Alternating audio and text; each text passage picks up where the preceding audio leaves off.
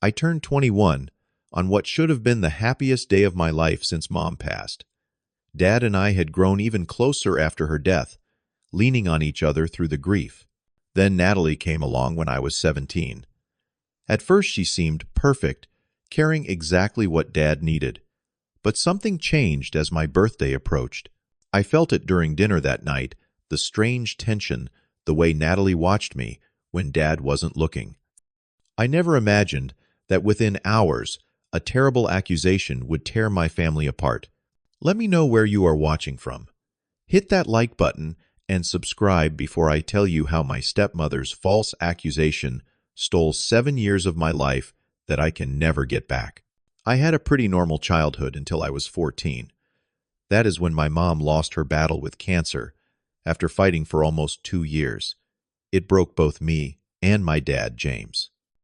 We were a tight family unit, the three of us always doing things together on weekends, having dinner as a family every night, and taking summer vacations to national parks. Mom was the heart of our home, and when she died, it felt like all the light had been sucked out of our lives. Dad took it especially hard. He and Mom had been high school sweethearts, married for almost 20 years. For the first year after she passed, he was like a ghost in our house, going through the motions of working and making sure I was okay, but never really present. I tried my best to help by taking on more responsibilities around the house, but I was dealing with my own grief too. Slowly over the next 3 years, we figured out how to be a family of two. Dad started coaching my baseball team again, and we established new traditions like Sunday morning hikes and Friday night movies. We talked about Mom, often keeping her memory alive between us. Dad and I became incredibly close during those years, probably closer than most fathers and sons. Then, when I was 17, Dad met Natalie at a charity fundraiser for the hospital where Mom had been treated. She was 10 years younger than him, beautiful with long auburn hair and a warm smile. The first time Dad brought her home for dinner, I was surprised, but happy for him. Natalie was charming, asking me questions about school and baseball, bringing a homemade pie for dessert, and seeming genuinely interested in getting to know me. "Your father talks about you all the time, Xavier," she said that night.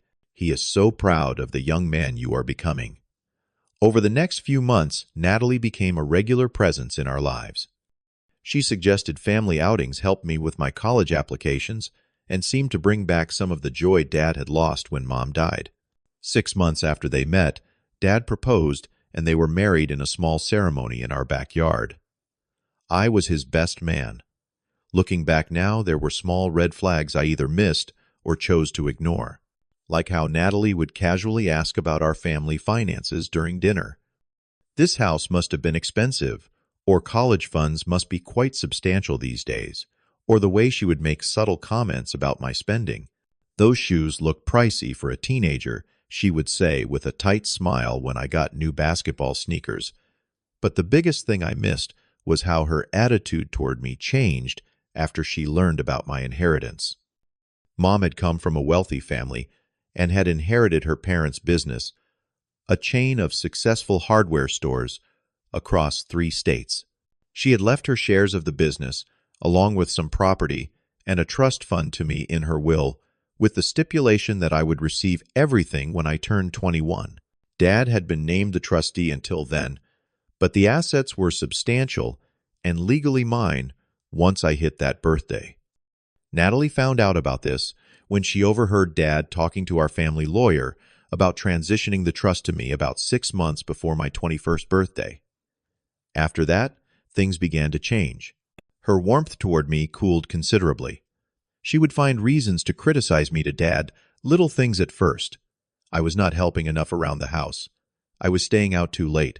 My music was too loud. Dad would defend me, which only seemed to irritate her more. The tension in our house grew as my birthday approached. There were hushed arguments behind closed doors that would stop when I walked in. Natalie started suggesting that maybe I should look for an apartment since I would soon have all that money. Dad shut that down immediately, saying I would always have a home with them, but the seed had been planted. The night of my 21st birthday, Dad took us to an expensive steakhouse downtown. He was trying to make it special, but the atmosphere was awkward.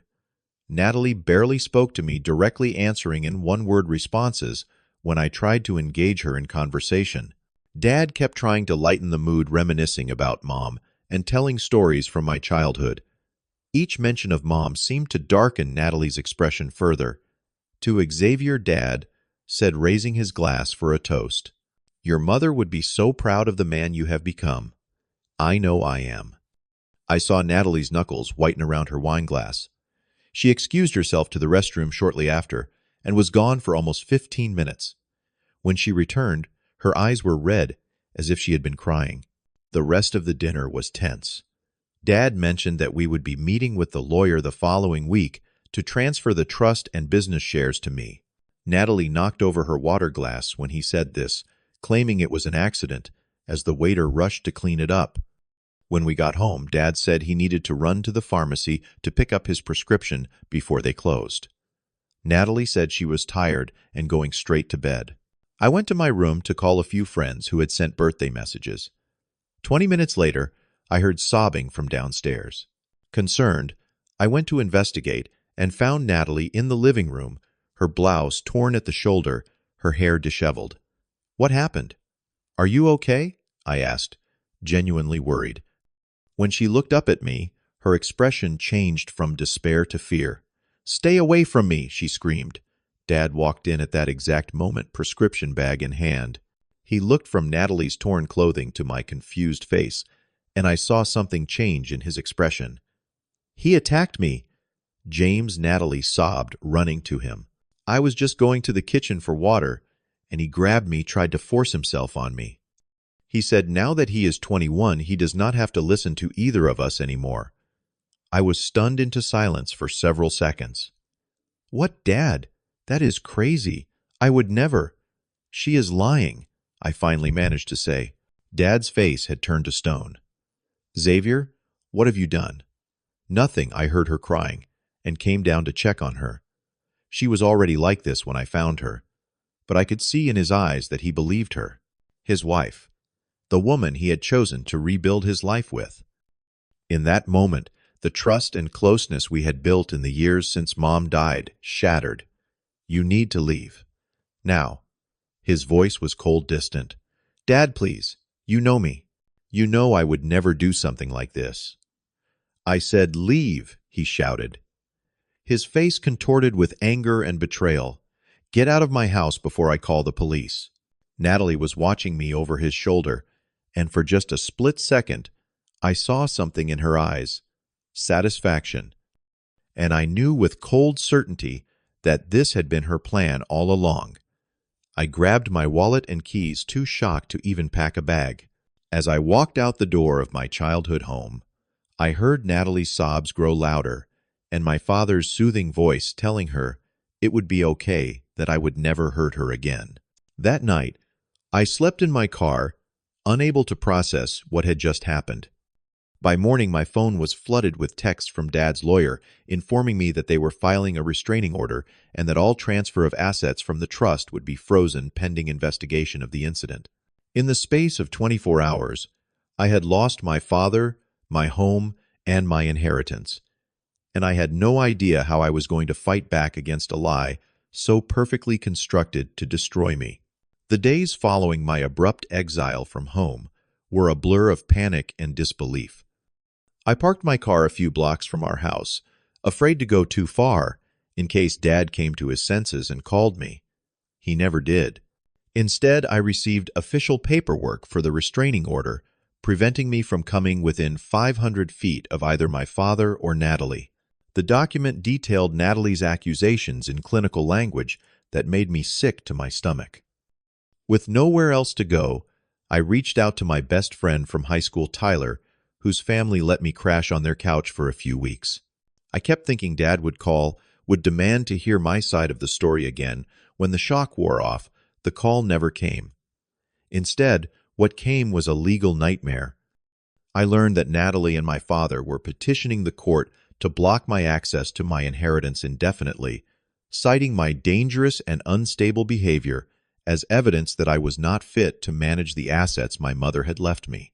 I had to drop out of college because my tuition was paid from the trust, which was now frozen. My entire life imploded in less than a month. I found a lawyer who would work with me on a contingency basis, believing that once we got to court, the lack of evidence against me would speak for itself. We were wrong. Natalie played the part of the traumatized victim, perfectly breaking down on the stand as she recounted her fabricated assault. Without any witnesses, it was her word against mine. And in that courtroom, looking at the judge's face as he watched Natalie's performance, I knew which one of us was being believed. The judge issued a ruling that maintained the freeze on my trust until I completed psychological evaluation and treatment for aggressive tendencies. He also extended the restraining order for a full year. As we left the courtroom, I saw Natalie smile at my father, squeezing his hand in a show of solidarity. My father would not even look at me. With no money, no home, and no family, I had to rebuild from scratch. I found a small room to rent in a house with 4 other guys and took whatever jobs I could find, washing dishes, delivering pizzas, working construction. I was surviving, but just barely. The psychological toll was even worse than the financial one. I fell into a depression so deep that there were days I could not get out of bed. How could he not believe me? I would ask my therapist during the sessions I could barely afford. He raised me. He knows me. How could he think I was capable of that? People often believe what they need to believe, she would tell me. Your father had rebuilt his life with Natalie.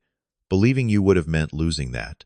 It did not make the betrayal hurt any less, but it helped me understand it a little better. The one person who stood by me unquestioningly was Barbara, my mother's best friend. She had known me since birth and never for a second believed I could have done what Natalie accused me of. Your mother would be raising hell right now, she told me, over the diner meals she would buy me when she visited. She would never have let this happen. Barbara tried to intercede with my father several times, but he refused to discuss the situation with her, eventually cutting her out of his life too. She kept me updated on what she heard through mutual friends. Natalie had taken a position in the family business. They had sold my mother's childhood home, which had been part of my inheritance. Natalie was wearing my mother's jewelry. Each new piece of information was like a knife twisting in my chest. I tried reaching out to my father directly several times. I wrote letters explaining my side, begging him to just talk to me. The letters were returned unopened. I called, but he changed his number. Once desperate to just see him, I drove by the house, staying in my car to respect the restraining order's distance requirement. Natalie saw me and immediately called the police. I got a warning from the officer who responded, and another from my lawyer about violating the order. Eventually, I had to accept that my father had made his choice, and it was not me. That realization was the rock bottom I needed to start climbing back up. If he was not going to fight for me, I would have to fight for myself. I went back to school, taking night classes while working full-time. It took me 3 extra years, but I finished my business degree. I found a mentor at work, an older man named Howard, who saw potential in me and helped me move up from the warehouse to the sales floor and eventually into management. I made new friends, people who knew nothing about my past or the family I had lost. I dated, though those relationships rarely lasted long. I had trust issues that sabotaged any chance of true intimacy. Who could blame me? The person who was supposed to love me unconditionally had chosen to believe the worst about me without question. 4 years after being thrown out of my home, I moved to Seattle for a fresh start and a better job opportunity. I was climbing the corporate ladder, building a life for myself that I could be proud of. I still had nightmares about that night, still felt the ache of my father's absence at every milestone and holiday, but I was surviving. More than surviving, in some ways, I was thriving. Through mutual acquaintances, I heard bits and pieces about my father and Natalie. The business was doing well under her influence, expanding to 2 new states. They had renovated the house, erasing the last traces of my mother's taste. They took extravagant vacations, bought a second home in Florida. From the outside, they looked like the perfect, successful couple. I often wondered if my father ever doubted, ever questioned Natalie's story. But as the years passed, I stopped expecting to hear from him. I accepted that chapter of my life was closed, even if it would never stop hurting. Then, 7 years after my 21st birthday, my phone rang with a number I did not recognize. I almost did not answer, thinking it was a spam call. When I did, the voice on the other end sent a shock through my entire body. "Xavier, it is Dad. I need to talk to you. In person.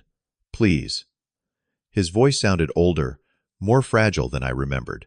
There was something in it I had never heard before. Fear. And in that moment, despite 7 years of anger and pain, I knew I would meet him. I chose a coffee shop in a neutral location for our meeting, not wanting to risk a public scene if things went badly. When I walked in, I almost did not recognize my father. The strong, confident man I remembered had been replaced by someone who looked 15 years older than he should have. His hair had gone completely gray, deep lines etched around his eyes, and mouth shoulders slightly stooped as if carrying a physical burden. His eyes lit up when he saw me, then immediately filled with a pain so raw it made me uncomfortable. "Xavier," he said, his voice breaking on my name. He reached out as if to hug me, then stopped himself, uncertain of his welcome. I could not bring myself to embrace him. Not yet. Instead, I sat down across from him, waiting for him to speak first. "Thank you for coming," he finally said. "I would not have blamed you if you had refused." "Why now?" I asked. "It has been 7 years." Dad looked down at his coffee cup. "Because I know the truth now. About everything." His hands were trembling. Natalie lied. "About all of it." And I believed her over my own son. Despite having waited years to hear those words, they did not bring the satisfaction I had imagined. Instead, they just brought back the pain of that night fresh, as if it had just happened. "How did you find out?" I asked, my voice steadier than I felt. "By accident," he said. "I was looking for some tax documents in Natalie's desk drawer while she was out of town last month. I found a journal she kept. She wrote everything down, Xavier. How she planned it all from the beginning." He explained that the journal detailed how Natalie had targeted him, specifically after learning about my mother's estate. How she had researched our family, orchestrated their chance meeting at the hospital fundraiser, and systematically worked to integrate herself into our lives. She wrote about how she tore her own clothes that night, messed up her hair, waited until I was coming back to start crying, he said, disgust evident in his voice. It was all there. How she planned to get you out of the way so she could control the business, the properties, everything your mother left you. My father then described confronting Natalie when she returned from her trip, how she initially denied everything until he showed her the journal. Then, surprisingly, she confessed, almost proud of how well her plan had worked. She had married him for the money and connections, seeing him as an easy target, a grieving widower looking for comfort. "When I threatened divorce, she laughed," Dad continued. "Said she would take half of everything anyway. That is when I started digging deeper, hiring a private investigator. Turns out she had massive debt before we married. Gambling, luxury purchases, loans she never repaid. And there was more. The investigator had uncovered that Natalie had been in a relationship with another wealthy, older man before my father. That relationship had ended mysteriously after allegations of theft. There had been no charges filed, but the pattern was clear. I filed for divorce immediately," Dad said. "She is fighting it, of course, trying to get as much as she can, but I do not care about the money anymore. I just needed to find you to tell you." His voice broke. "To tell you how sorry I am, though I know that is not enough. It will never be enough." I sat in silence, processing everything. Part of me felt vindicated, finally having confirmation of what I had known all along. But another part of me was furious that it had taken 7 years for him to discover what should have been obvious from the beginning. You chose her over me, I said quietly. You threw me out without even giving me a chance to defend myself. You believed I was capable of assault. Do you have any idea what that did to me? No, he admitted. I cannot possibly understand what you went through. I failed you in the worst possible way a father can fail his child. I betrayed your trust. I abandoned you when you needed me most. There is no excuse. Did you ever doubt her story, even once I asked? He looked down ashamed. There were moments, times when something did not add up, or when I would remember the son I raised and think it was impossible, but she was very convincing, and I wanted to believe our life together was real. A few days after our coffee shop meeting, I came face to face with Natalie for the first time in 7 years. My father had arranged it, thinking it might help me to confront her directly. We met at the lawyer's office with security present just in case. She looked exactly as I remembered, not a day older, expensively dressed and perfectly composed, until she realized why she had been called there. Then her facade cracked just slightly. You should have stayed gone, she said coldly. We were happy. You destroyed my relationship with my father based on a lie, I replied. You stole 7 years I can never get back. She showed no remorse, no shame. It was just business, she said with a shrug. Nothing personal. That was when I knew she was a true sociopath. My pain, my loss meant absolutely nothing to her. I was simply an obstacle that had been removed. But Natalie had made a critical mistake in her confidence. She had kept records documentation of money she had siphoned from the business transferred to offshore accounts. Perhaps she had kept them as insurance, or perhaps she simply enjoyed having proof of her cleverness. Either way, those records became key evidence in both the divorce proceedings and the case we were building to restore my inheritance. My father and I worked with lawyers to untangle the legal mess Natalie had created. During this process, the investigator discovered another victim of Natalie's schemes, a man in Arizona who had a similar experience. His testimony would prove invaluable in court. When we finally had our day in court, Natalie's carefully constructed world fell apart quickly. Faced with overwhelming evidence, including her own journal and financial records, her claims crumbled. The judge was particularly disturbed by the calculated nature of her deception. The divorce was granted with Natalie getting far less than she had hoped for. The restraining order against me was vacated. And most importantly, the court acknowledged that I had been the victim of false accusations designed to deprive me of my rightful inheritance. As we left the courthouse, my father turned to me. I know I do not deserve your forgiveness, he said, but I will spend the rest of my life trying to make this right if you will let me. I did not have an answer for him then. The wounds were still too fresh, despite the years that had passed. But for the first time since that terrible night, I felt like I might eventually find a way forward. Forgiving my father did not come easily or quickly. At first, I resisted his attempts to rebuild our relationship. The trust between us had been shattered so completely that I was not sure it could ever be repaired. But my therapist encouraged me to at least try pointing out that holding on to anger would only continue to hurt me. Forgiveness is not about absolving him of responsibility, she explained. It is about freeing yourself from the prison of resentment. So I agreed to weekly dinners with Dad, setting clear boundaries from the start. Our early conversations were stilted, awkward, circling around safe topics like sports and current events. We both avoided mentioning the 7 years we had lost, though it hung between us like an invisible wall. Gradually, as weeks turned into months, we began to talk about the harder things. Dad brought me boxes of my mother's possessions that he had managed to save from Natalie's purge, including photo albums and her favorite books.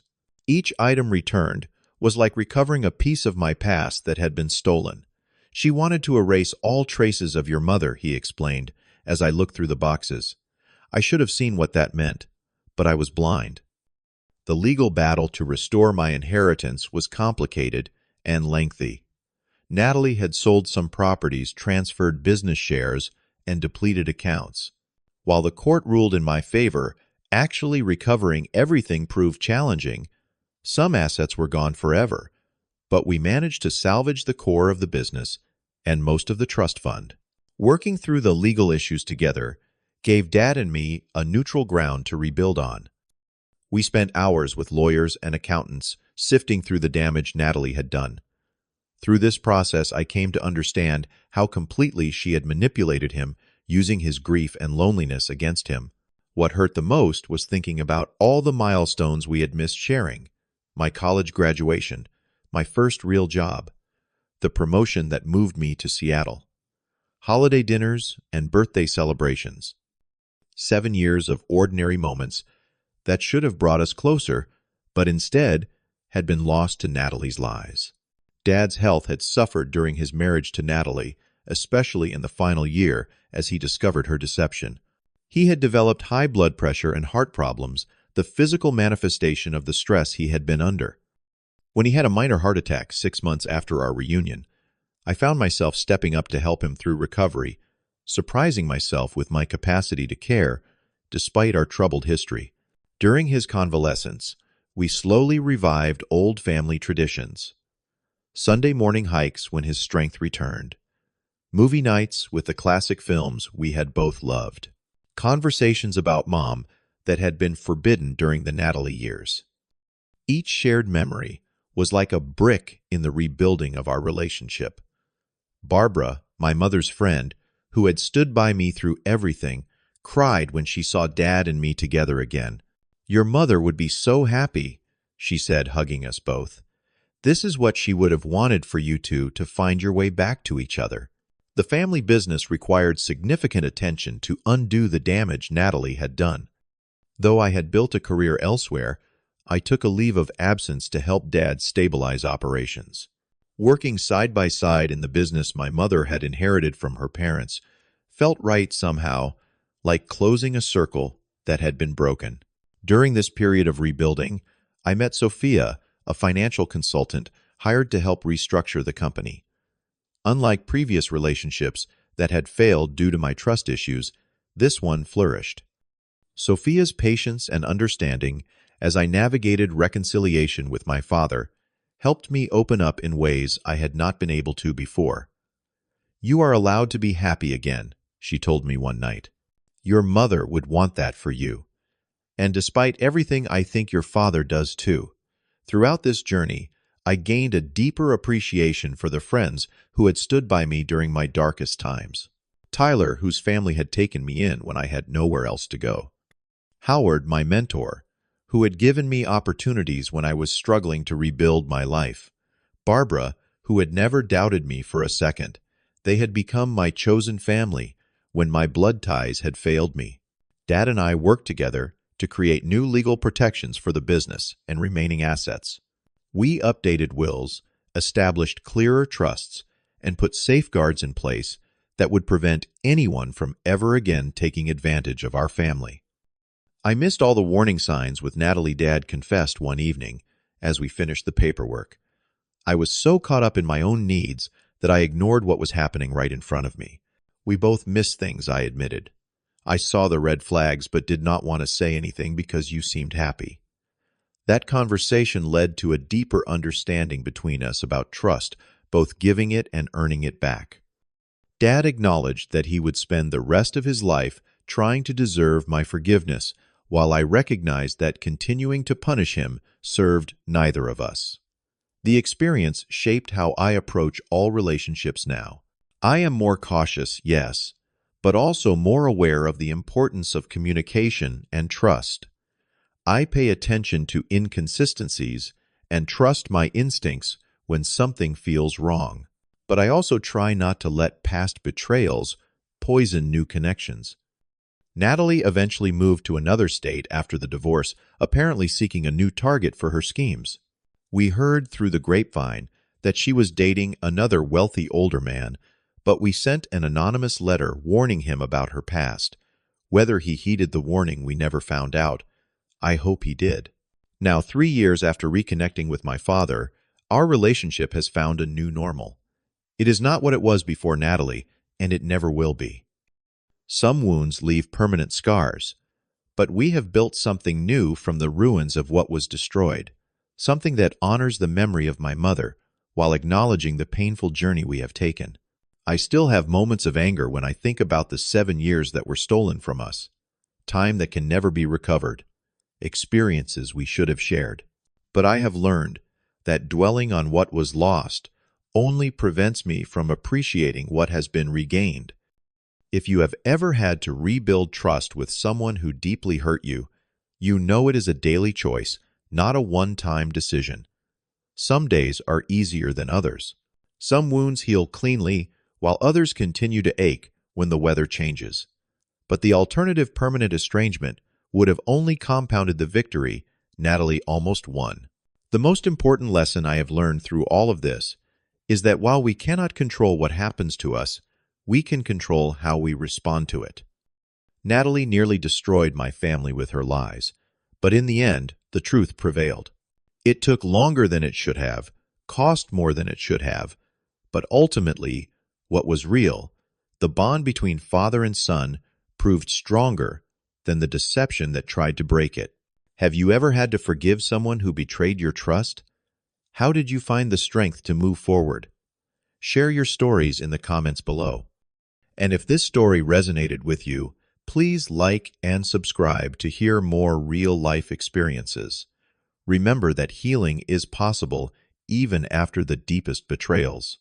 Thank you for listening, and I hope that whatever struggles you are facing, you find your way through to the other side.